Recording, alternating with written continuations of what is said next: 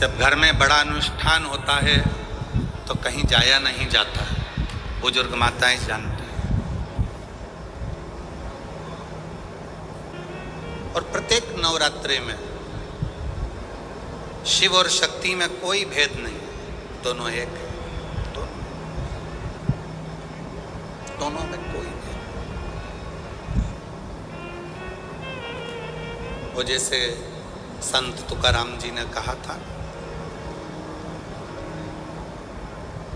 राम कहो चाहे कृष्ण कहो, दोनों में कोई भेद नहीं।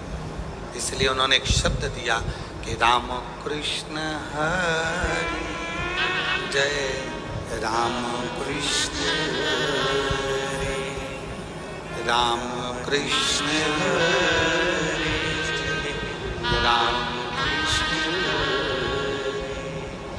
राम कृष्ण हरि जय, राम कृष्ण हरि, राम कृष्ण हरि जय, राम कृष्ण हरि, राम कृष्ण हरि जय, राम कृष्ण हरि, राम कृष्ण हरि, राम कृष्ण।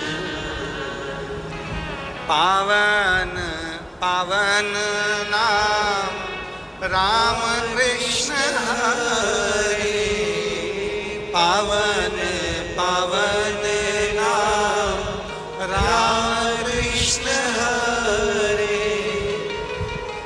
राम कृष्ण हरि जय, राम कृष्ण हरि, राम कृष्ण हरि जय, राम कृष्ण हरि। शिव में शक्ति में कोई अंतर नहीं, राम में कृष्ण में कोई अंतर नहीं है, शिव में नारायण में कोई अंतर नहीं है, ब्रह्मा विष्णु और महेश में कोई अंतर नहीं है।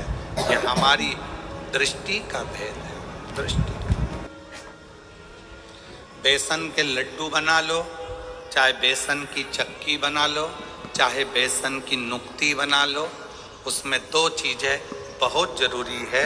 एक घी, जम के बोलो घी, दूसरा बेसन, तीसरा शक्कर।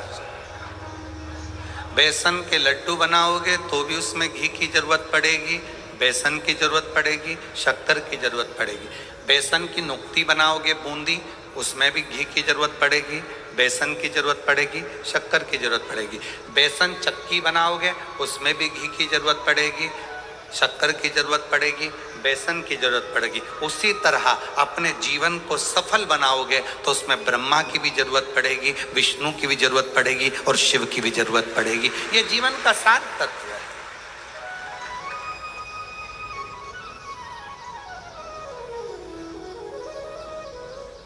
दुनिया कितनी भी भेद कर दे, कोई कहे हम राम वाले हैं, कोई कहे हम कृष्ण वाले हैं, कोई कहे हम नारायण वाले हैं, कोई कहे हम इस वाले हैं, कोई कहे हम उस वाले हैं, आपको भेद नहीं कर।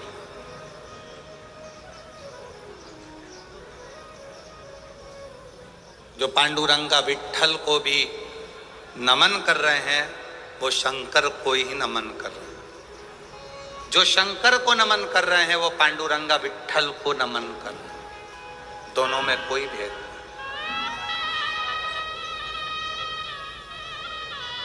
आपकी दृष्टि पवित्र रखो, तुझ में रब दिखता है यारा में, हर एक में राम कृष्ण शिव हरि नजर आए, इससे बढ़कर सुख और क्या क्या हो सकता।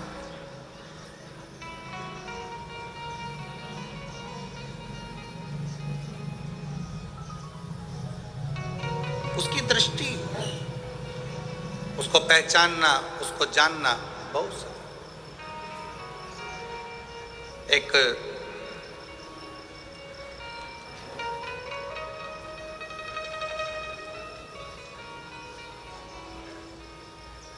चित्ररथ नाम का एक राजा, भगवान शंकर और माँ जगत जननी आद्य शक्ति दुर्गा में भेद कर देता। शिव महापुराण का ये पवित्र चरित्र कहता है, शिव महापुराण की कथा कहती है, आप जब गीता प्रेस गोरखपुर की शिव पुराण अपने घर में लाकर अगर पढ़ेंगे तो उसमें आपको राजा चित्ररथ का चरित्र मिलेगा।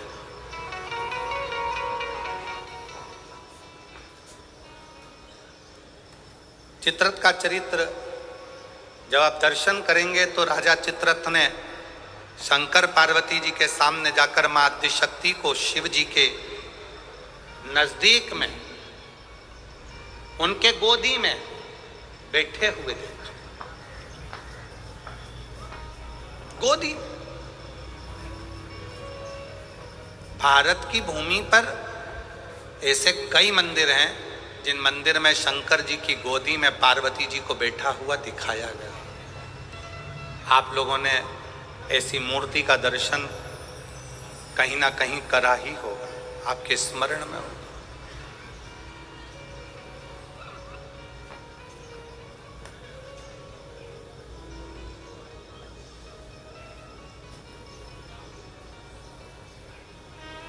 शिव जी की गोद में मां आद्य शक्ति, मां दुर्गा भवानी, मां पार्वती जी बैठी हैं।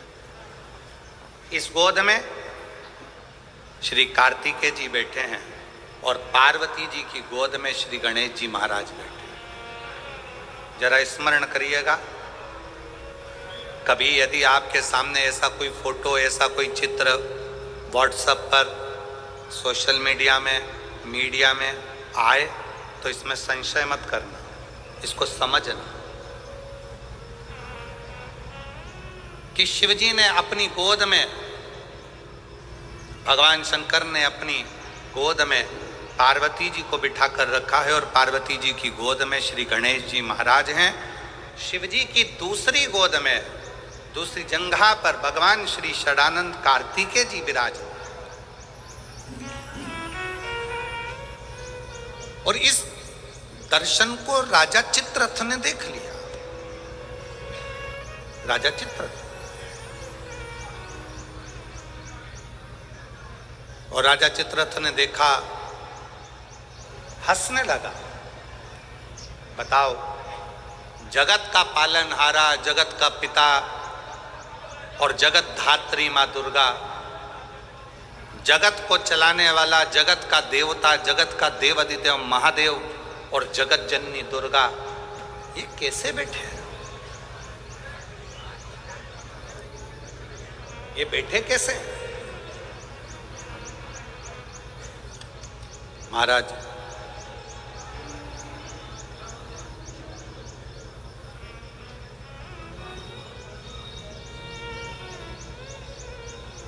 राजा चित्ररथ ने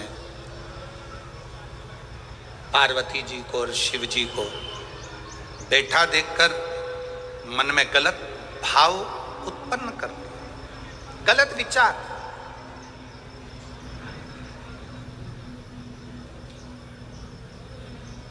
गलत सोच। किसी किसी को पूजन करते समय भी गलत गलत विचार आते हैं। किसी किसी को मंदिर जाते समय गलत गलत विचार आते हैं। किसी किसी को मंदिर में पूजन करते करते गलत गलत विचार आते हैं। किसी किसी को पूजन करते समय गंदगी दिखती है, गलत विचार आते हैं। स्त्री के बारे में, पुरुष के बारे में, उसकी अवस्था के बारे में, उसके नग्न स्वरूप के बारे में, उसकी चित्त वृत्ति में गलत गलत दृष्टियां आने लगती। गंदा भोजन उसकी दृष्टि में आता है जब वो पूजन करने बैठता है, भजन करने बैठता। कई लोग हैं ऐसे, और जिनकी भी दृष्टि में इस तरह की अगर बातें आ रही हैं कि मैं पूजन करने बैठी हूँ, मेरी गलत सोच हो रही है, गलत विचार आ रहे हैं, इस चक्कर में वो पूजन करना बंद कर देती है, इस चक्कर में पूजन करना बंद कर देता है, मंदिर जाना बंद कर देता है कि मैं मंदिर जाऊंगा, गलत सोचने में आएगा, गलत दृष्टि में आएगा। गलत कर नहीं रहा है ना, उसने किसी स्त्री को गलत दृष्टि से देखा, ना उसने कभी किसी पुरुष को गलत दृष्टि से देखा, ना उसने कभी मांसाहार करा, ना कभी उसने मदिरापान करा, ना कभी उसने गलत काम किया। उसके बाद भी वो पूजन करने बैठा, वो अच्छी जगह पर बैठा और उसकी दृष्टि में गलत विचार आने लगे। कहीं मांस दिख दिख रहा है, कहीं मदिरा दिख रही है, कोई स्त्री दिख रही है, कोई पुरुष दिख रहा है, कोई वस्त्र विहीन दिख रहा है, कोई ऐसा दिख रहा है, कोई गलत करते में दिख रहा है, उसके विचार दृष्टि में वो आ रहा है। और कई बार लोग परेशान हो जाते हैं कि गुरुजी ऐसा क्यों हो रहा है, हम तो अच्छा करने के लिए गए, हम तो मंदिर गए, हम तो भगवान के भजन करने के लिए गए, हम तो स्मरण करने के लिए गए, फिर हमारी चित्त वृत्ति में ये कैसे आ रहा है, हमारे सोच में ये कैसे आ रहा है, हमारे विचार में ये कैसे आ रहा है। और जब शिव पुराण कहती है राजा चित्ररथ की बुद्धि में भी यह गलत विचार आ गया था, केवल संसार के मनुष्य की बुद्धि में नहीं, राजा चित्ररथ की बुद्धि में भी यह विचार आ गया था, ये शिव महापुराण की कथा कर गलत विचार।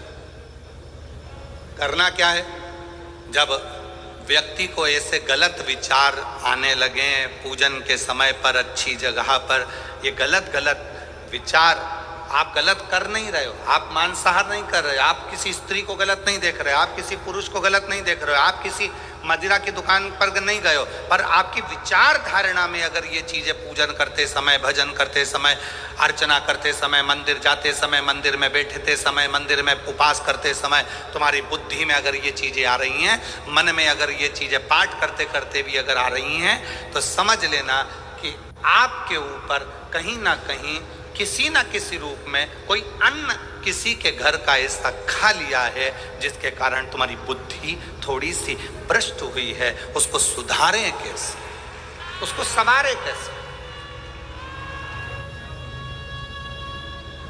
अब किसी ने यही प्रसंग को सुनकर कहा, गुरुजी अगर किसी के घर का अन्न खाया है तो अन्न खाने के बाद तो वो पच गया, पचने के बाद वो गंदगी में निकल भी गया, अब तो वो विचार आना बंद हो जाना चाहिए। अब तो 1 साल हो गया, 2 साल हो गया, 1.5 साल हो गया, 6 महीना हो गया, तो भी वही विचार आ रहा है। तो हमारा निवेदन है, भोजन करने के बाद भोजन पच जाता है, भोजन करने के बाद भोजन समाप्त भी हो जाता है, पर उस भोजन से जो रक्त की 4 बूंदें बनती हैं वो इस शरीर में दिन रात तुम्हारे मरते दम तक दौड़ती रहती है, शरीर में वो रक्त की बूंद चलती रहती है। इसलिए विचार 1 साल, 2 साल, 4 साल, 6 साल, 15 साल ऐसे चलते रहते हैं। उस विचारों को, गलत सोच को, गलत विचारों को, गलत दृष्टि को समाप्त कैसे करें।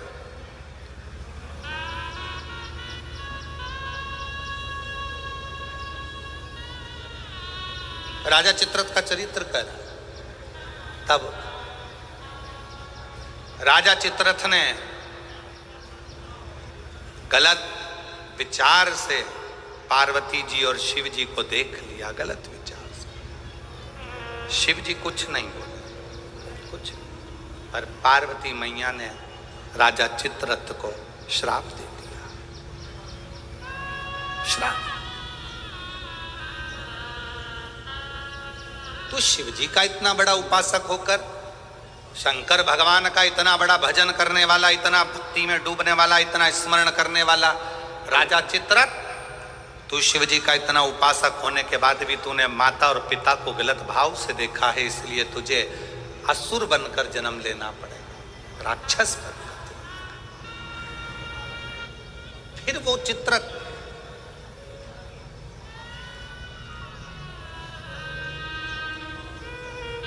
वृत्रासुर के रूप में जन्मा। क्या नाम हुआ था उसका? वृत्रासुर, जिसको इंद्र ने मारा था दधीचि ऋषि की अस्थियों से। गलत विचार। क्या कर राजा चित्ररथ को जब श्राप लग गया असुर बनने का, राक्षस बनने का, तो राजा चित्ररथ ने हाथ जोड़कर शिवजी से पूछा, मेरी मुक्ति का साधन बताओ। शंकर भगवान नहीं बोले। चित्ररथ तुमरुका जी के पास गया, तब तुमरुका जी जो वक्ता है, तुमरुका जी जो कथा कह रहे हैं, तुमरुका जी जो भगवान शिव का गुणगान कर रहे हैं, वो तुमरुका जी ने कहा, चित्ररथ एक काम कर, कामधेनु गाय का दूध का घृत ला और उस घृत से तो शिव का अभिषेक कर, शंकर का अभिषेक।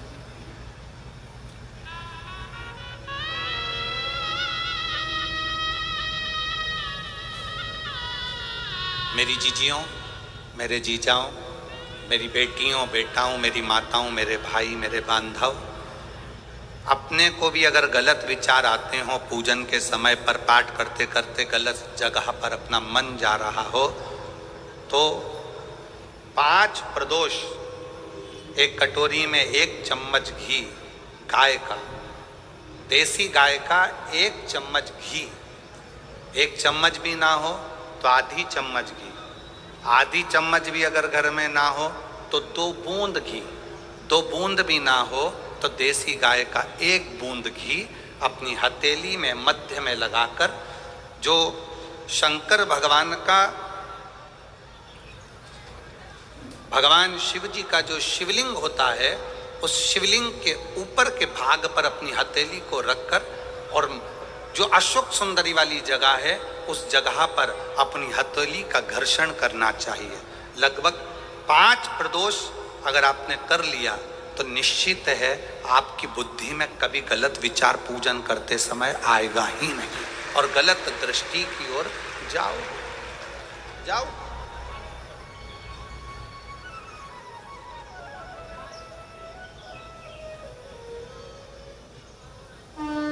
वेद लक्षणा गाय, देसी गौ माता का घृत जीवन को एक आनंदता देता है।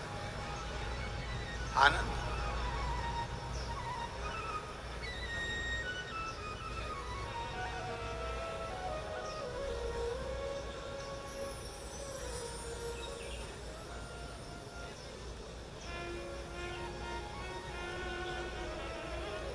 भारत के इतिहास में संसद भवन में बैठकर रात भर मंथन कर जो वक्फ बोर्ड बिल पर संशोधन किया गया, उसके लिए पूरे प्रशासन को बहुत बहुत साधुवाद,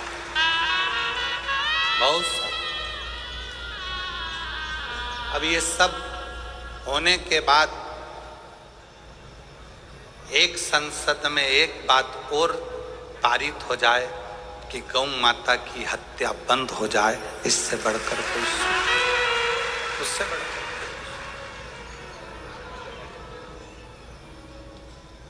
गौ माता का, देसी गाय का घृत, वेद लक्षणा गाय का 1 बूंद घृत हाथ की हथेली पर लगाकर शिवलिंग के ऊपर और अशोक सुंदरी की जगह पर घर्षण करने से जो गलत विचार, गलत सोच, गलत दृष्टि, गलत भाव, ये समाप्त हो जाता,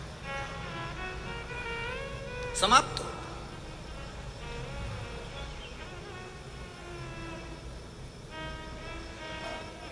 जिसने दिल से शिव की आराधना, राजा चित्ररथ ने पूछा है,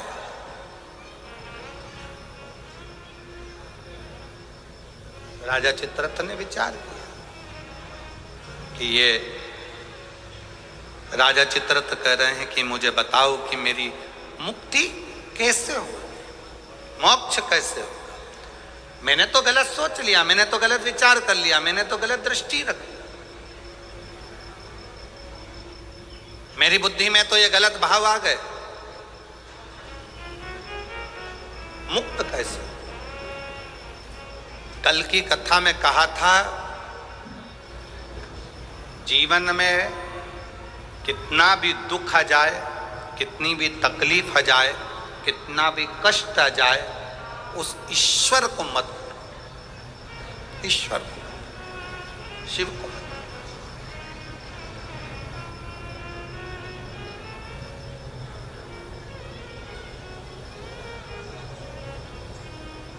उसको हर पल याद करते हो, उसको हर क्षण स्मरण करते हो, हर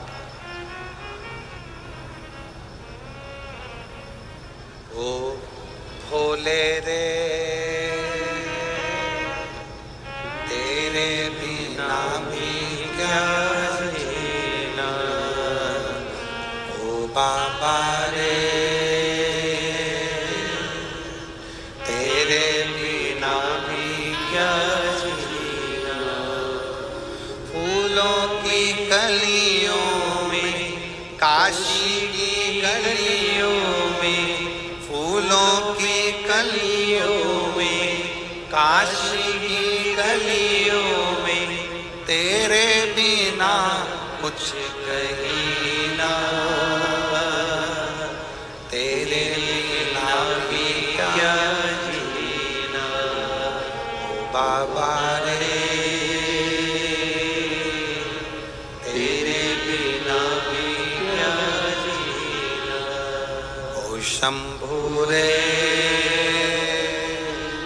तेरे बिना भी क्या जीना।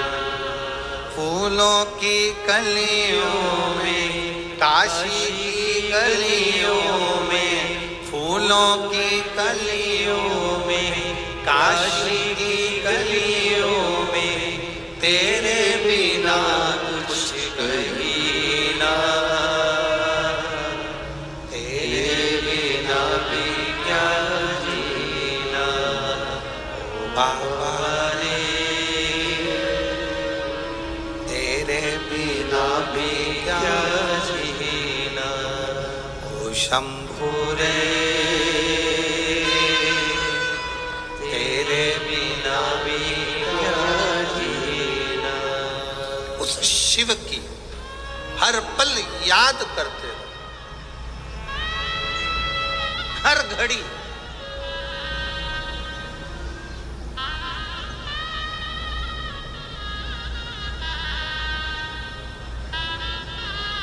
रामायण किस किसने देखी है टीवी पर? रखो। रामायण किस किसने पढ़ी है? रामायण किस किसने सुनी है? राम कथा किस किसने सुनी है? सबने सुनी है।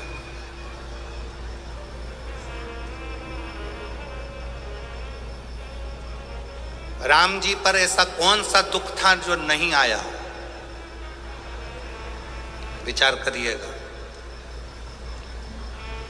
राज सिंहासन मिलने वाला था और 14 वर्ष के लिए, बोलो बोलो जम के बोलो, आप कहते हो थोड़ा सा दुख आ गया, मेरी दुकान नहीं चल रही, मेरी नौकरी नहीं लग रही, मेरी सर्विस नहीं लग रही, मैंने इतनी मेहनत करी सफलता नहीं मिल रही। अरे जिसके पास में सिंहासन आने वाला था, रात की रात उसको 14 वर्ष के लिए वन जाना पड़ जाता है। 14 वर्ष के लिए कितना बड़ा दुख होगा, जरा याद करिएगा। 14 वर्ष के लिए वन के लिए निकलते और थोड़े समय के बाद सूचना मिल जाती है कि पिता शांत हो जाते हैं, पिता चले जाते हैं, पिता चले गए। दुख देखिए, सिंहासन गया, अपना राज्य गया, अपना गांव छोड़ना पड़ा, वन डोलना पड़ा, पिता चले गए। और दुख देखिए, आगे चलते हैं तो धर्म पत्नी भी चली जाती है। दुख देखिए, दुख।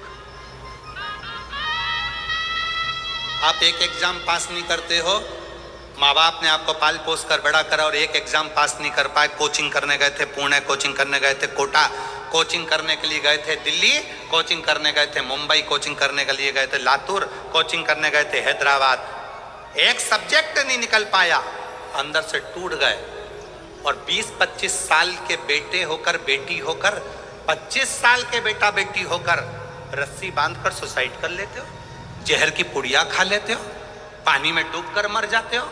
विचार करना, उस परमात्मा की जिंदगी में कितना दुख आया, हिम्मत नहीं हारी, आखिरी तक संघर्ष करते रहे तो आखिरी में अयोध्या के राजा बनकर विराजमान हो गए। और आज के बेटा बेटी, जरा सा पति ने कुछ कह दिया, बहू का मुख खुल गया, जाकर मायके बैठ गई, अदालत में केस लगा दिया, इतना दुख दे रहे हैं, मेरी सास इतना दुख दे रही है, मेरे घर के लोग इतना दुख दे रहे हैं, मेरे परिवार वाले इतना दुख दे रहे हैं। अरे भगवान से प्रार्थना करना कि बहुत अच्छे लोग मिले हैं, ना जाने किस्मत में और कितना दुख लिखा होगा। दुख चाहे यहाँ लिखा वहां लिखा, उसको भोगना तो पड़ेगा, भोगना। अब ईमानदारी से बोलो, इतनी कथा तो आपने सुन ली, आपको भी अपने दुख के समय पर ढेर सारे महाराज मिलते हैं, ढेर सारे लोग मिलते हैं और आप सबसे कहते हैं मेरा हाथ देखकर बता दो मेरा भाग्य क्या कह रहा है, मेरी पत्री का देखकर बता दो मेरा भाग्य क्या कह रहा है, मेरे घर का ग्रह क्या कह रहा है, मेरे जीवन में दुख है। तुमसे ज्यादा राम जी को मिले थे गुरु विश्वामित्र जैसे, वाल्मीकि जैसे, गुरु बाबा, ढेर सारे आंत्री जैसे बड़े बड़े तपस्वी गुरु मिले थे। राम जी ने एक से भी नहीं कहा कि मेरा हाथ देखकर बताना, कि मेरी किस्मत देखकर बताना। राम जी ने केवल एक बात कही कि समय मिल जाए तो मुझे कथा सुनाना, अगर मैं कथा सुनूंगा तो मेरी व्यथा समाप्त होती चली जाएगी, इसमें मेरी प्रतिष्ठा है। राम जी ने इतने बड़े बड़े विद्वान मिले पर हाथ नहीं दिखाया, राम जी ने इतने बड़े बड़े विद्वान मिले पर अपनी पत्रिका नहीं दिखाई, राम जी ने इतने बड़े बड़े विद्वान मिले, किसी से नहीं पूछा कि मेरा दुख कैसे कटेगा, मेरी पत्नी चली गई, मेरा पिता चले गया, राज सत्ता चली गई, दर दर भटकना पड़ रहा है, 14 साल ठोकरे खा रहा हूं, मेरा भाग्य कैसे बनेगा। राम जी ने किसी से नहीं पूछा। जितने संत के दरवाजे पर राम जी जाते थे, हाथ जोड़कर संत पूछते थे क्या सेवा करें राघव, आपको क्या कहें। राम जी कहते थे बस कथा सुना दो, कथा सुना दो। क्यों? क्योंकि राम जी जानते थे दुनिया की सारी व्यथा केवल शिव कथा ही काट सकती है, इसके सिवाय कोई नहीं काट सकता। आप कथा कहो मुझे। जितने संत मिलते थे वो कथा कहते थे, कथा सुनते थे राघव, कथा श्रवण करते थे राघव, और अपने पथ पर चलते चलते पार्थिव शिवलिंग का निर्माण करते थे राघव। भारत की भूमि पर अयोध्या से लेकर लंका तक भारत सरकार ने राम पथ गमन बनाया है। पूरे राम पथ गमन पर चलकर देखिए, जितने राम पथ गमन पर राम जी के मंदिर नहीं मिलेंगे, जितने राम पथ गमन पर हनुमान जी के मंदिर नहीं मिलेंगे, जितने राम पथ गमन पर किसी देवता के मंदिर नहीं मिलेंगे, उतने राम पथ गमन पर केवल शंकर के मंदिर हैं। क्योंकि राम जी जहां रुकते थे वहां शिव का निर्माण करते थे, राम जी जहां रुकते थे वहां शंकर का निर्माण करते थे। क्यों? क्योंकि उनको मालूम है कि व्यथा मिटाने के लिए शिव की कथा बहुत जरूरी है, और शिव की कथा अगर हमारे अंदर आ गई तो व्यथा मिट जाएगी। और वही आज कथा कर रही है। आज शिव महापुराण की कथा क्या कर रही है? ये लाखों की भीड़, पंडालों में जगह नहीं है। आज कम से कम 11 लाख के ऊपर लोग होंगे, 11 से 12 लाख के ऊपर इस शाहदा की भूमि पर भक्त होंगे। पंडालों में जगह नहीं, गाड़ियों पर चढ़े हुए हैं, कहीं कहीं चढ़े हुए हैं, जगह कहीं नहीं पूरे पंडाल के अंदर। और इतनी भीड़ आज क्यों बैठी है? उसको मालूम है कि अब हम सब दूर भटक कर देख लिए, इसलिए राम जी को भी कथा ने ही व्यथा मिटाई थी, और हमारी भी जिंदगी में शिव कथा व्यथा मिटा देगी, तकलीफ मिटा देगी, कष्ट मिटा देगी, दुख मिटा देगी। वो व्यथा मिटाने के लिए शिव तत्व की कथा बहुत जरूरी, बहुत जरूरी, बहुत। फूलों की कलियों में, काशी की गलियों में, फूलों की कलियों में, काशी की गलियों में, तेरे बिना कुछ कहीं ना, तेरे बिना भी क्या जीना, ओ बाबा रे,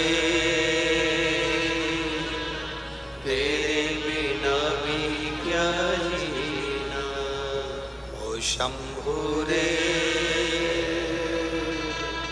तेरे बिना भी क्या जीना।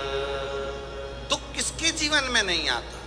अच्छी दुकान चलते चलते बंद हो जाती है, फैक्ट्री चलते बंद हो जाती है, व्यापार चलते बंद हो जाता है, परिवार टूटने की कतार पर आ जाता है, भाई भाई का द्रोही हो जाता है, परिवार, नाते, रिश्ते, कुटुंब, कबीले सब पूरे होते चले जाते हैं। जब दुख आता है सब साथ छोड़ जाते हैं। उस दुख में ये विचार मत करना कि मुझे सुसाइड करना है, मरना है, या ये करना है या वो करना है। नहीं, दुख का सामना करना, सामना।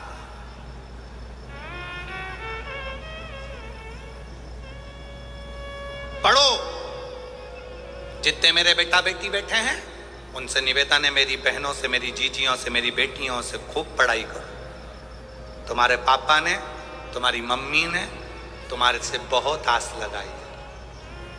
घर के लोग तो मना कर रहे थे कि बेटी को बाहर मत भेजो, पर तुम्हारे पापा ने जिद कर कर, माँ भी मना कर रही थी मत भेजो, आज का माहौल ठीक नहीं है, पर एक बाप का बेटी पर भरोसा कितना होता है कि अपनी बेटी को बाहर गांव पढ़ने के लिए भेज देता है।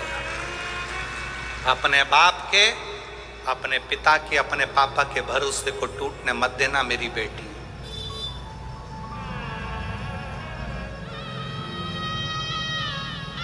मेरे बेटा, तुम्हारे पापा की जेब में इतना पैसा नहीं है कि तुम्हें बड़े बड़े कोचिंग सेंटर भेजे, बड़ा बड़ा डिप्लोमा कराए, बहुत अच्छे शहर में पढ़ने भेजे, बहुत अच्छा कॉलेज, बहुत अच्छा स्कूल में एडमिशन कराए। तुम्हारे पापा की जेब में इतना पैसा नहीं है। पर मेरे बेटाओं, याद रखना, तुम्हारा पापा ना जाने कहाँ से मेहनत कर कर तुम्हारा पिता ला ला कर तुमको पढ़ा रहा है, तुम्हें मंजिल तक पहुँचा रहा है। वो खुद नहीं पढ़ पाया, खुद आगे नहीं बढ़ पाया, पर अपने बेटे से उसको बहुत आस लगी है। इसलिए बेटा याद रखना, खड़े होना तो सनातन धर्म की लाइन में खड़े होना, खड़े होना तो शिवालय की लाइन में खड़े होना, किसी दारू की दुकान पर मत खड़े हो।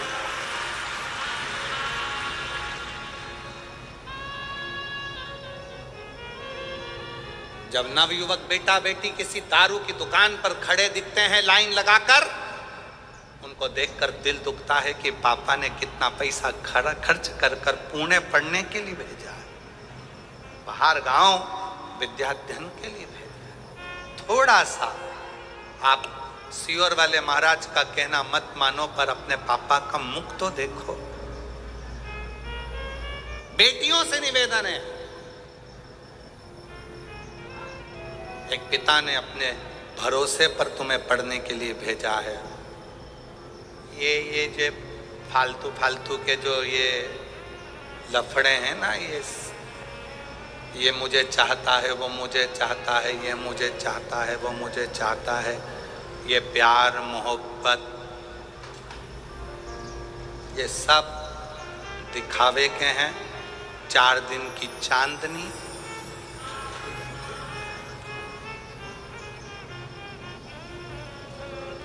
जो कहता है मैं तुझे रानी बना कर रखूंगा, घर लाते से नौकरानी बना देता है। इसलिए सावधान,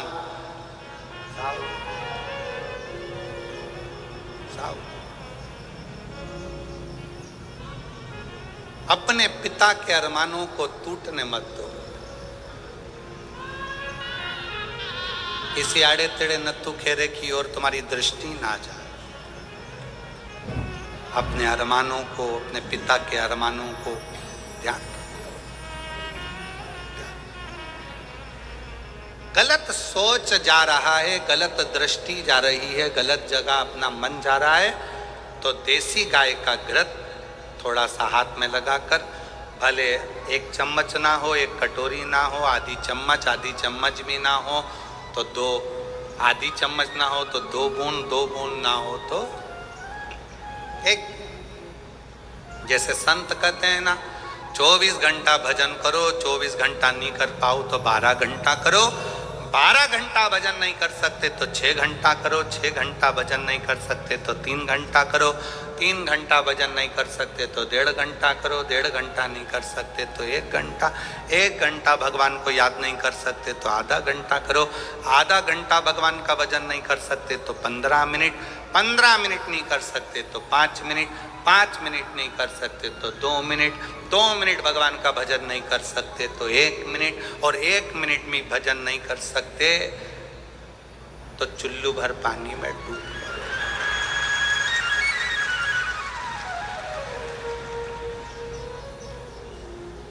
इससे जोरदार कोई बात नहीं हो सकती।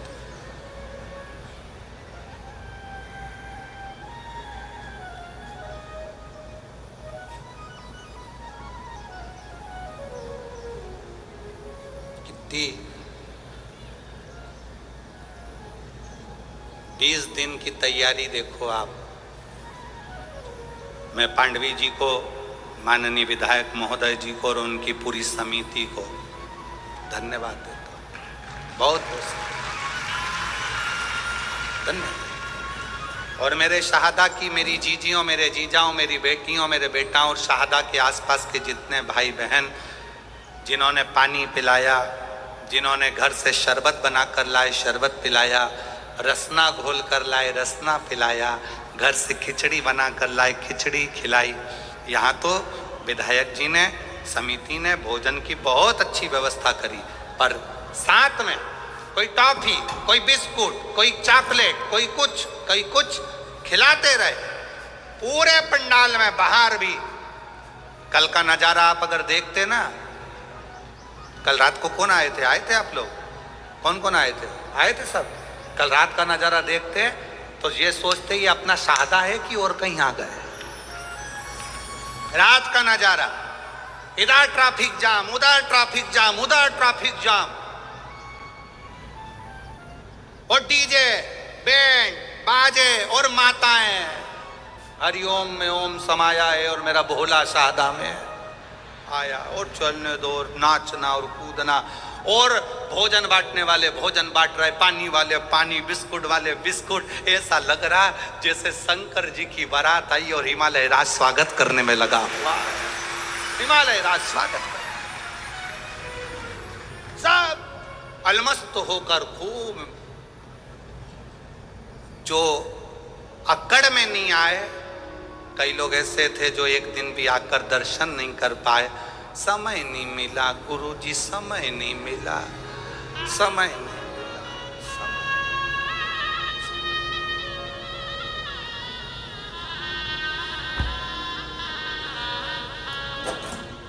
अरे भाई, इससे अच्छा समय और क्या होगा? बताओ जरा, ईमानदारी से बोलो, इससे अच्छा समय क्या होगा? कोरोना जैसी बीमारी आई, मोहल्ले के 4-6 निपट गए, तू बचा रह गया। इससे जोरदार समय और क्या लेकर आएगा?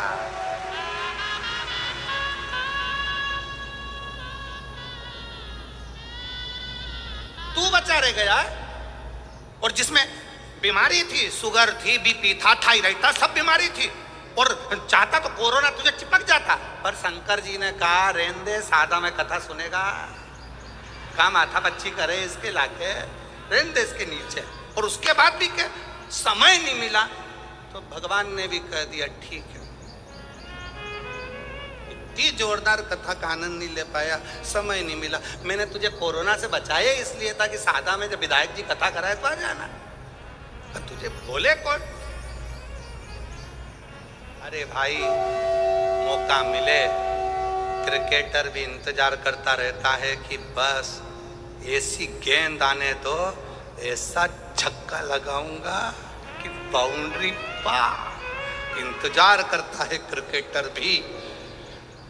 ये बल्ला लेकर खड़ा है और पीछे वाला विकेट कीपर जो पीछे खड़ा है बिल्कुल नजदीक में, पूरी फील्ड में बल्ले वाले को टेंशन किसी से नहीं रहता, पास वाले से रहता है।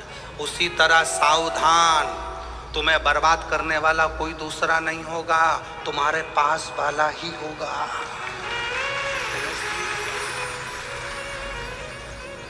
वो गेंद फेंकेगा तब तक तो दौड़ जाओगे, उधर से गेंद आएगी तब तक भाग जाओगे, एक रन बना लोगे। टेंशन पीछे वाले से है, बिल्कुल पास में खड़ा है, तैयारी में, गेंद आए और तुम विकेट में। बस ऐसे संसार के कई लोग इंतजार कर रहे हैं। खूब उड़ रहा है, खूब आगे बढ़ रहा है, गिरने दे विकेट, और इंतजार करते हैं रिश्ते नाते कुटुंब कबीले, एक बार डाउन में आ, ऐसी ऐसी उड़ाऊंगा कि डीजे भी हल्के पड़ जाएंगे और सारे मोहल्ले में टोंडी पीट जाऊंगा। वो तो ऐसा था। कहां? इसलिए हर दिन, प्रत्येक दिन आपके लिए अच्छा है। ये मत सोचो कि दान मुझे कल करना है, भजन मुझे कल करना है, परसों करना है, कल कभी नहीं आता। इसलिए आज का जो दिन है वो बड़ा सुंदर दिन है। दान भी करो, भजन भी करो, कीर्तन भी करो, स्मरण भी करो, भोजन भी करो। अभी अपने दांत अच्छे हैं, सोफा सेट पूरा अच्छा है, तो चने गुड़ सब खाओ। मक्का की रोटी, ज्वार की रोटी, बाजरा की रोटी हमारे अग्रवाल जी ने रोज खवाई।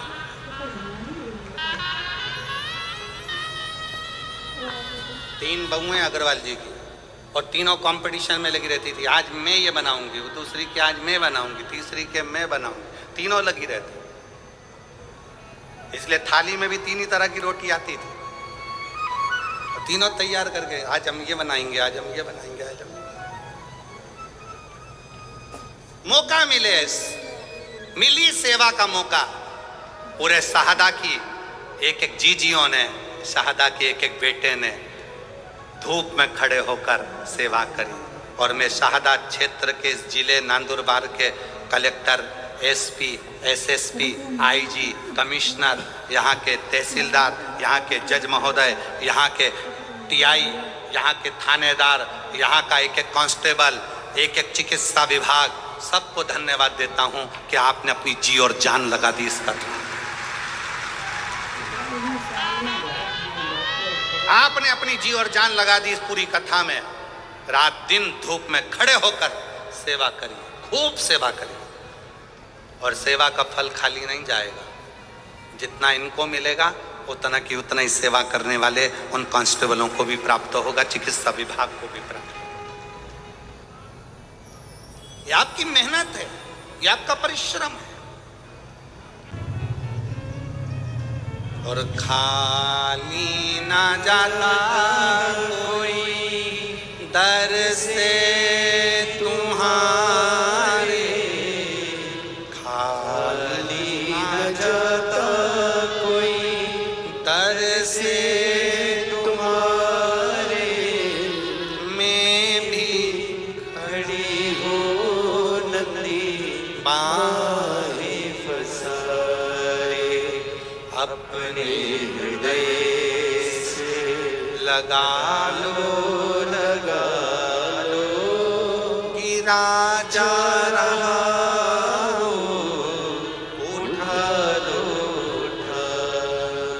भोले अपने दर से अब तो ना डालो, गिरी जा रही हो, उठा लो। एक विश्वास चित्ररथ ने पूछा। शिव महापुराण की कथा कहती है, राजा चित्ररथ का चरित्र कहता है, मैंने गलत दृष्टि से सोच लिया, मैंने गलत दृष्टि से विचार कर लिया, मैंने गलत दृष्टि से देख लिया, इसलिए अब मैं कैसे शिव को रिझाऊं, मुझसे पाप हो गया, पाप कर्म हो गया। कथा में कहा था, कितना बड़ा भी पाप कर्म हो जाए तो भी शंकर के मंदिर जाना मत छोड़ना, श्री शिवाय नमस्तुभ्यम बोलना मत छोड़ो। अपने दरवाजे पर भी स्टिकर चिपका दो। कौन सा? श्री शिवाय नमस्तुभ्यम। हो सकता है कि मेरी जिंदगी में मैंने बहुत पाप किया हो, गलत कृत्य किया हो, पर ये घर तेरा है। गाड़ी पर लिखा दिया श्री शिवाय नमस्तुभ्यम, ये गाड़ी तेरी है, मेरा नहीं, मेरा नहीं। अपना नाम लिखोगे तो वो तो कहीं पर भी छूट जाएगा।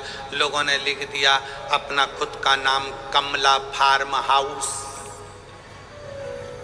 फिर लिख दिया बिमला निवास, शादी करी तो अंगूठी में लिख दिया वी,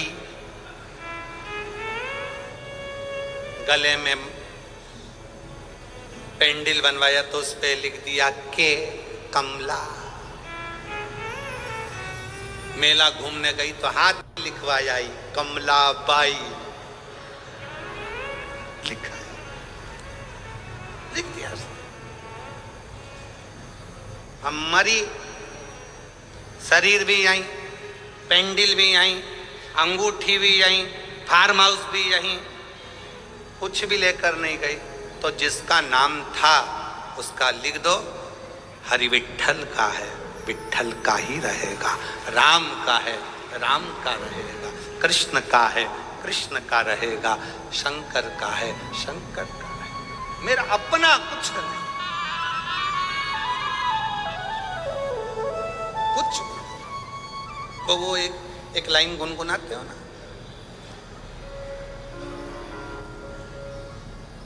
भंवरे ने खिलाया फूल फूल को ले गया,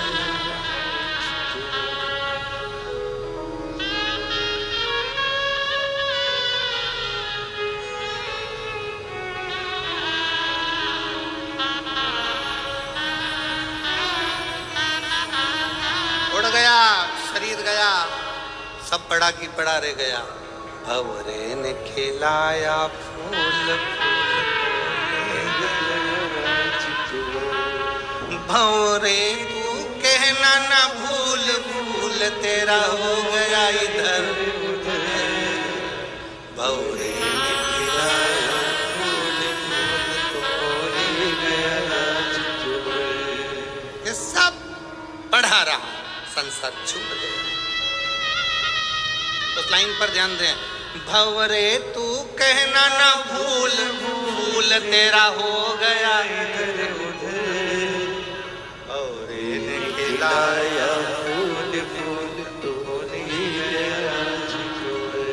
संसार सागर में आए थे, फूल खिला था, समय पूर्ण हुआ, फूल लेकर चले गया। जितनी फूल की सुगंध थी संसार सागर में दे सकते थे, दे दो, देव। मक्खी देखी है? अरे बोलो तो जम के, मक्खी देखी है? अच्छी जम के बोलो, देखी है? अच्छा, शक्कर पर बैठती है ना, गुड़ पर बैठती है, मिठाई पर बैठती है ना।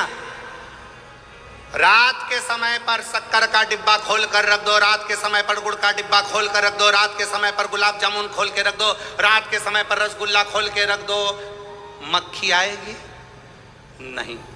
मक्खी बहुत समझदार होती है, रात में मक्खी कभी नहीं आती, दिन में आती है।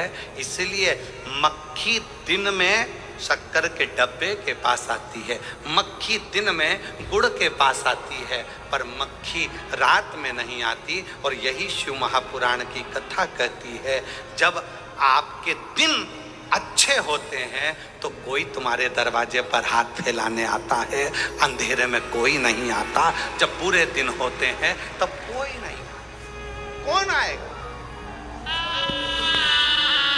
मक्खी दिन में आती है शक्कर खाने, मक्खी दिन में आती है गुड़ खाने। रात के समय डब्बा खोल के रख दो, मक्खी नहीं आएगी। आपके अच्छे दिन है तो लोग आएंगे, काका जी हमारे को जरा बेटे की फीस जमा करना है, भैया भूख लगी है, दादा प्यास लगी है। आपके दिन है इसलिए आ रहा है। आपके दिन नहीं होंगे ना, रात होगी ना, कोई नहीं आएगा। जब आपके पास में कुछ नहीं होगा, कौन मांगने आएगा? कौन रिश्तेदार, कौन नातेदार, कौन कुटुंब, कौन मोहल्ला, कौन आएगा? दिन है तो लोग आ रहे हैं। अगर आज कोई तुम्हारे को कुछ कह रहा है, सुनो, क्योंकि आज आपका दिन है। कोई आपसे मांग रहा है तो समझ लेना कि आज आपका दिन है कि लोग आपसे मांग रहे हैं। मक्खी दिन में आती है, रात में नहीं। उसी तरह अपने भी अगर कुछ मांगने आते हैं ना, जब तुम्हारे पास कुछ होता है तो आते हैं, नहीं तो कौन आएगा? किसके आएगा? राजा चित्ररथ,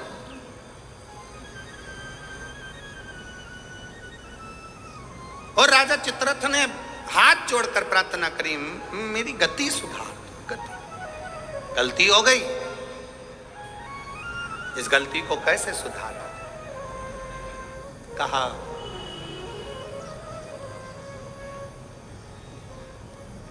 एक दिन भूलवश, यदि भूलवश बेल पत्र के वृक्ष की मिट्टी मस्तक चढ़ जाएगी, उस दिन तेरी गति सवर जाएगी, गति सवर जाएगी, तेरा दुख समाप्त, दुख मिट जाएगा। महाराज शिव कथा कह रही है, भगवान शंकर का चरित्र कह रहा, शिव पुराण कह रही है। बृहस्पति बाबा का अपमान इंद्र की सभा में हो गया।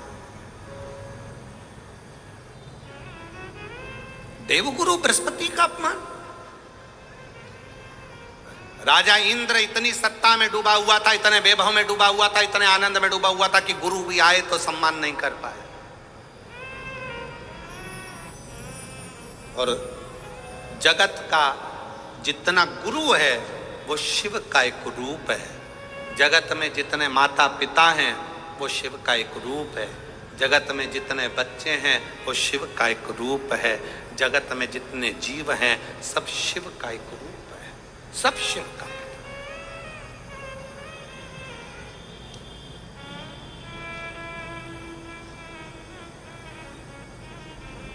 देवगुरु बृहस्पति जी का अपमान हो गया। विश्वरूप जी को गुरु बना लिया इंद्र। तीन मुख, तीनों से भाग देना। क्रोध आ गया इंद्र को, तलवार उठाकर इंद्र ने विश्वरूप जी का सिर काट। ब्राह्मण हत्या माथे चढ़ गई। उस ब्राह्मण की हत्या को क्या करूं?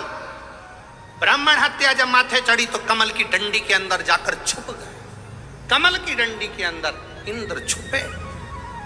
देव ऋषि नारद जी ने आकर देखा कि इंद्र तो कमल की डंडी के अंदर छुपे हैं, तो कहा, अरे इंद्र कब तक छुपे रहोगे? यह ब्राह्मण हत्या पीछा छोड़ने वाली नहीं है, इसलिए इसको बांट दो। इस ब्राह्मण हत्या को बांट दिया जाए।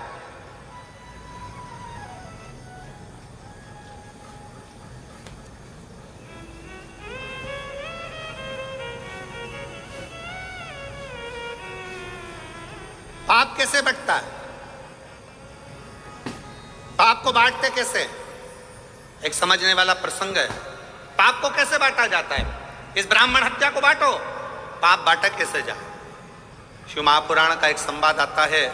एक राजा ने ब्राह्मणों का भोजन रखा, संतों का भोजन रखा, नगर में भोजन रखा। भोजन बन रहा था, खीर तैयार हो रही थी। तैयार होते होते खीर, इतनी देर में एक चील उड़ती उड़ती आई, सांप को पकड़ा, लेकर चली। वो सांप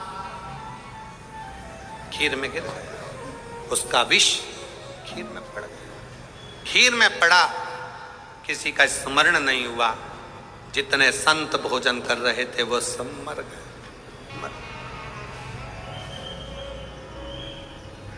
प्राण छूट गए। धर्मराज के यहां केस पहुंचा और धर्मराज के यहां पर बात पहुंची। धर्मराज जी से पूछा गया, बताओ इतने सारे संत और ब्राह्मण मरे हैं, इनका पाप किसके माथे पर दोगे? चील अपना पेट भरने के लिए भोजन ले जा रही थी, उसको सांप खीर में गिरा, उसको जो भोजन बना रहा था उसको, या जो भोजन करा रहा था उसको, या राजा जिसने भोजन ब्राह्मणों को खिलवाया उसको, जिसने निमंत्रण दिया था। धर्मराज मौन होकर बैठ गए। समय आएगा तब इस पाप को किसके माथे पर चढ़ाना है वो बता दिया जाए। ये ब्राह्मणों के मरने का पाप किसके माथे पर देना है, समय आएगा तब बता दिया जाएगा। इंतजार किया गया। इंतजार करते करते नगर की एक महिला ऐसी थी, एक स्त्री ऐसी थी जो दिन रात राजा को कोसती थी। बताओ कैसा खोलना राजा है, इतने बामनों को खा गया, ब्राह्मणों को खीर खिला दी, ब्राह्मण मर गए, संत मर गए, संत मर गए, राजा ऐसा, राजा वैसा, राजा ऐसा, राजा वैसा, खूब कोसती। अब फिर धर्मराज से पूछा, अब बताओ कि ब्राह्मणों के मरने का, संतों के मरने का पाप किसके माथे पर रखना है?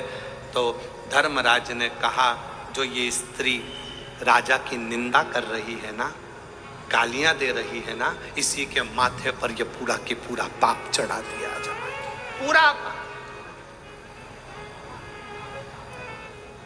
पूरा।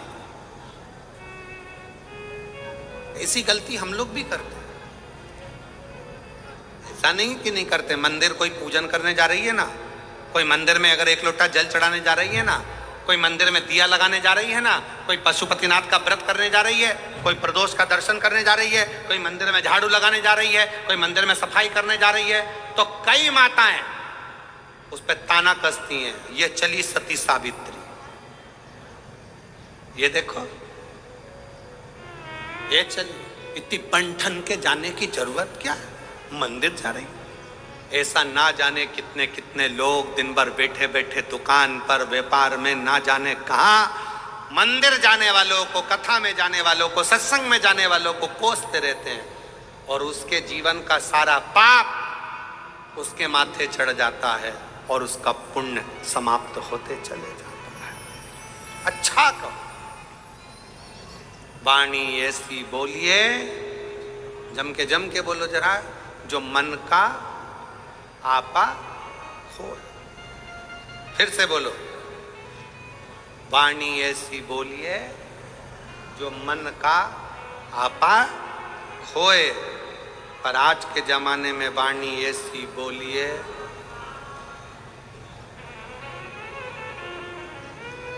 जो मन का आपा होए।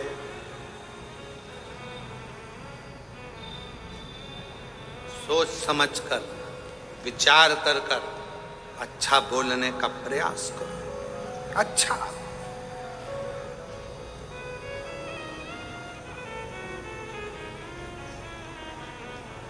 इंद्र पूछ रहे हैं भगवान नारद जी से, बताओ इस ब्राह्मण हत्या को कहां बांटा जाए, इस ब्राह्मण की हत्या को कहां बांटे? उत्तर दो। देव ऋषि नारद ने कहा कि ये काम करो, पृथ्वी के पास जाओ। पृथ्वी, हमसे ब्राह्मण हत्या का अंश ले लो।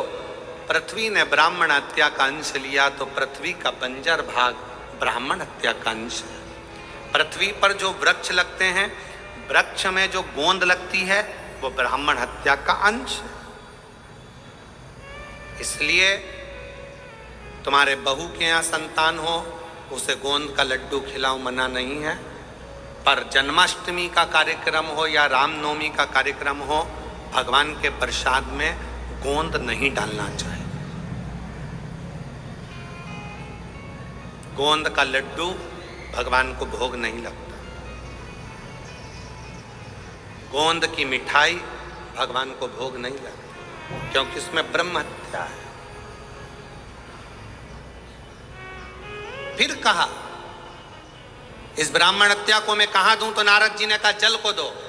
जल नारायण ने हाथ जोड़कर पूछा, क्या बात है इंद्रदेव? इंद्रदेव कहते, ब्राह्मण हत्या लीजिए, हम आपको कल कल करते बहाते रहेंगे। जल देव ने ब्राह्मण हत्या ले ली। जल के ऊपर का फैन ब्राह्मण हत्या का अंश। सनातन हिंदू धर्म में एक नियम पहले से चला आ रहा है, लोग उसको समझते नहीं है कि हमारे यहाँ अगर कोई संत, कोई गुरु, कोई ब्राह्मण, कोई साधु, सन्यासी, तपस्वी, साधक, उपासक जब भोजन करने के लिए आते हैं, सबसे पहले भोजन की थाली रखने से पहले पानी का गिलास भरा जाता है। क्यों भरते हैं?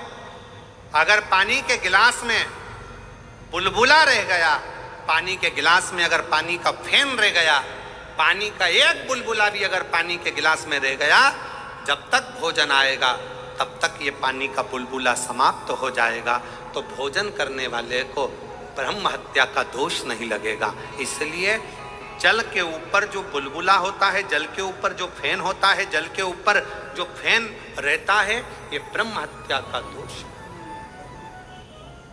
ब्रह्म हत्या। फिर तीसरा, अग्नि को दिया, हे अग्निदेव, आप हमसे ब्राह्मण हत्या का दोष ले लो। अग्नि ने पूछा क्यों? तो कहा, हम आपको निरंतर प्रज्वलित रखेंगे। अग्नि ने ब्राह्मण हत्या का अंश लिया। अग्नि की जो नीली लपट रहती है, अग्नि की जो पीली लपट है, पीले कलर की जो लो है, वो देव भाग है। और यज्ञ करते समय जब ब्राह्मण यज्ञ करवाते हैं, प्राण प्रतिष्ठा करवाते हैं, बड़े बड़े हवन करवाते हैं, तो आपने ब्राह्मणों को देखा होगा आहुतियां छुड़वाते हैं। आहुतियां छोड़ते समय ओम ब्रह्मवे स्वाहा, नारायणाय स्वाहा, स्वाहा स्वाहा स्वाहा, इतने लोग जब आहुतियां देते हैं तो अग्नि की लपट बहुत ऊंची जाती है। जैसे ही अग्नि की लपट ऊंची जाती है, चतुर विद्वान अपने पास में दूध दही मिलाकर रखता है, उसमें से एक लोटा भरता है और यज्ञ अग्नि में डाल देता है।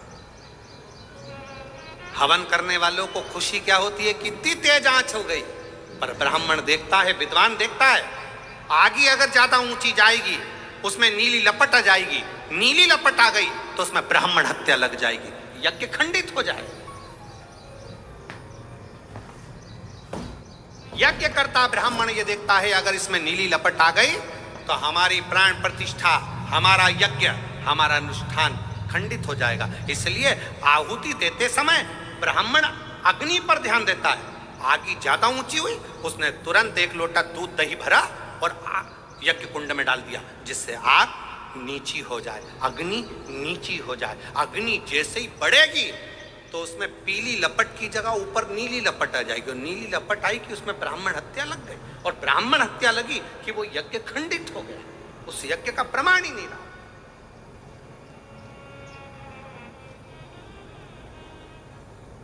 सीमित अग्नि को दिया ब्राह्मण हत्या का अंश। अब किसको दूं? नारद जी ने कहा एक काम करो, स्त्री को दे दो। स्त्री से कहा आपको हम ब्राह्मण हत्या का अंश देते हैं, आप ले लीजिए, मेरा फायदा क्या है? कहा आपको प्राण छूटने तक हम सुंदर बनाकर रखेंगे। स्त्री ने कहा ठीक है, युवान अवस्था आपकी बनाकर रखें। स्त्री ने ब्राह्मण हत्या का अंश लिया। स्त्री का रजस्वला होना, रजोधर्म धारण करना, 5 दिन 7 दिन स्त्री जो कार्य नहीं करती है, ये रजोधर्म ब्रह्म हत्या का अंश है। 4 स्थान पर ब्राह्मण की हत्या को इंद्र ने बांट दिया। तब इंद्र कमल की डंडी से बाहर निकले, सिंहासन पर बैठने लगे। तब त्वष्टा बाबा ने यज्ञ कर कर वत्रासुर को उत्पन्न करा। ये वही वत्रासुर है जो शंकर और पार्वती में भेद कर दिया था, गलत दृष्टि से देख लिया था। वत्रासुर ने शिव जी से मांगा था, प्रभु मेरा कल्याण कैसे होगा? कहा दधीचि ऋषि जो मेरे उपासक हैं, जिनका बेटा पिपलाद जनमानस का कल्याण करेगा, वो दधीचि ऋषि मेरे सिवा किसी को नहीं भजें। उन दधीचि ऋषि की अस्थियां, हड्डियां तुम्हारे शरीर पर लगेगी और तुम्हारा कल्याण हो जाएगा। वत्रासुर के साथ में इंद्र का युद्ध हुआ। इंद्र हारने लगे। गुरु जी के पास गए, गुरुदेव बताओ नारद जी किससे युद्ध लड़ूं, कैसे लड़ूं, कैसे जीतूंगा? कहा दधीचि ऋषि के पास जाओ, दधीचि बाबा से अस्थियां मांगो। भारत की भूमि के वो संत दधीचि ऋषि जिन्होंने बिना सोचे समझे अपनी अस्थियों का दान दे दिया, मांस पूरा खत्म हो गया, हड्डी हड्डी दधीचि ऋषि को दे दी। दधीचि ऋषि ने इंद्र को दे दी। इंद्र ने विश्वकर्मा जी को बुलाकर शस्त्र बनवाए। उस शस्त्र से वत्रासुर के साथ में युद्ध हुआ। दधीचि ऋषि की हड्डी का स्पर्श, दधीचि ऋषि की हड्डी का स्पर्श, एक शिव भक्त की हड्डी का स्पर्श जब वत्रासुर जैसे असुर को हो जाता है, तो वत्रासुर भी अपने प्राण त्याग कर शंकर के धाम में कैलाश में जाकर विराजमान हो जाता है। कैलाश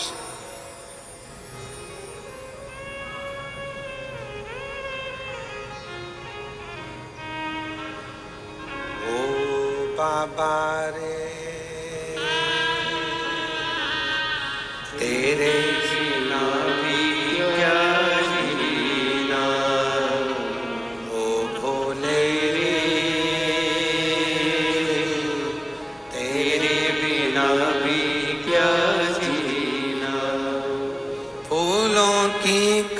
गलियों में, काशी की गलियों में, फूलों की कलियों में, काशी की गलियों में, तेरे बिना कुछ कहीं ना, तेरे बिना भी क्या जीना, ओ भोले रे, तेरे बिना भी क्या जीना। एक दधीची ऋषि जो शंकर की आराधना में लीन रहते थे, उनकी हड्डी का स्पर्श भी असुर का कल्याण कर देता, असुर का कल्याण। कभी मौका लगे कोई शंकर का विरल भक्त, शिव का उपासक, शंकर का गुणगान आनंदमय करने वाला, हम तो यहाँ तक मेरी जीजियों से कहेंगे, तुम्हारे घर के नजदीक में कोई शंकर का मंदिर होना, ओ मेरी बहनों, मेरी जीजियों, मेरे जीजाओं, मेरी बेटियों, बेटाओं, तुम्हारे नजदीक में अगर शंकर का मंदिर हो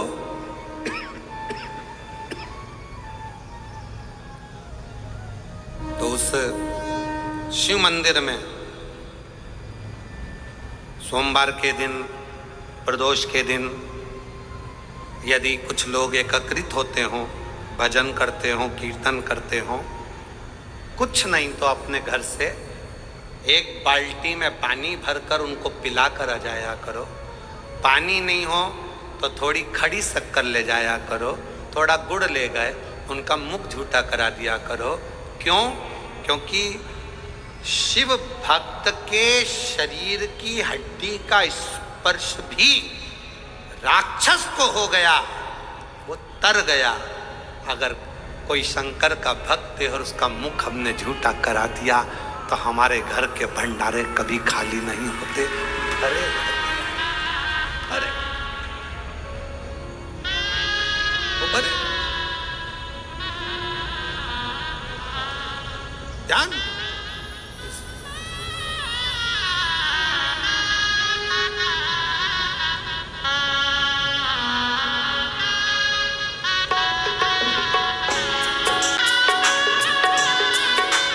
ताली सेवा देते हुए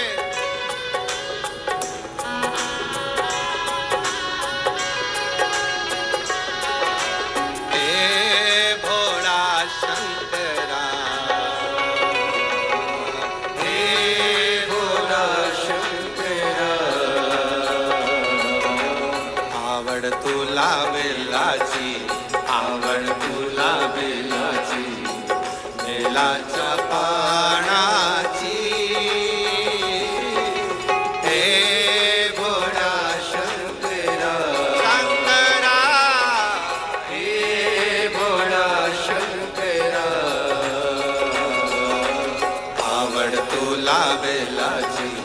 आवड तुला बेलाची, बेलाच्या पानाची, हे भोला शंकरा, शंकरा, हे भोला शंकरा, समो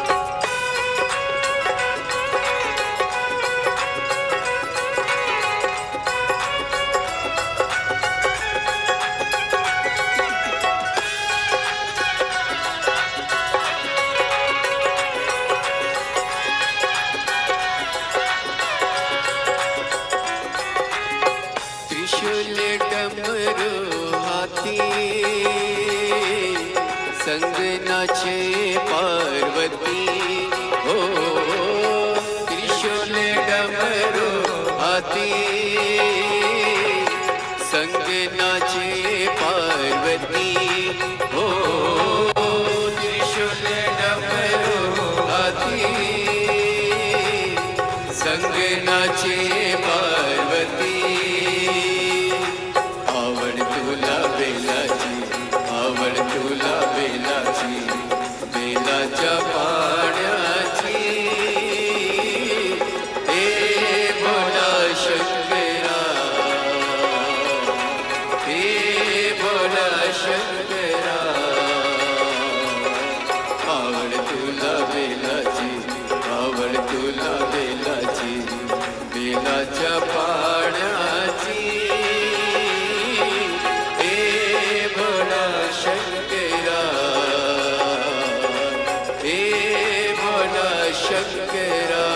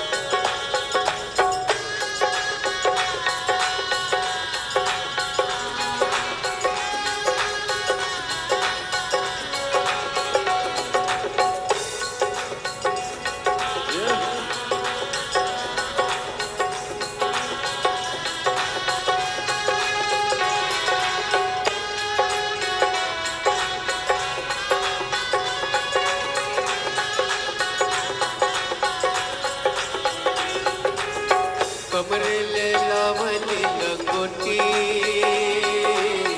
गळ्यात नागो बडोलती हो, कमरेले लावली लंगोटी, गळ्यात नागो बडोलती हो, कमरेले लावली लंगोटी, गळ्यात नागो बडोलती हो, कमरेले लावले लंगोटी, गळ्यात नागो बडोलती। आवड तुला बेलाची, आवड तुला बेलाची, बेलाच्या पाण्याची हे भोला शंकरा, हे भोला शंकरा। आवड तुला बेलाची, आवड तुला बेलाची, बेलाच्या पाण्याची हे भोला शंकरा, हे भोला शंकरा।